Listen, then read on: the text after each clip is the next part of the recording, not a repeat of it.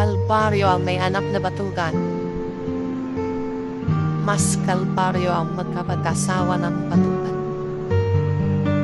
Mga babae, kahit ang ganda-ganda ng tip-tip yan at may bicep, pag tamad, burahin niyo sa listahan niyo. Ilang araw lang kayo magagandahan sa korte niya, mamaya inis na mararamdaman yung buong buhay, pagpatugan. Pagtamad. Kaya mga nanay, huwag yung posiblihin ang mga tamad yung anak.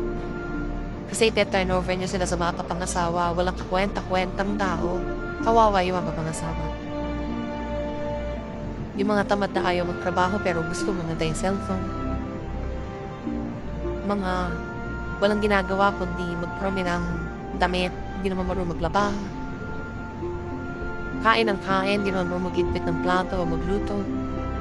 Sa family lahat na tetrain niya. At madalas, hindi lagi pero madalas,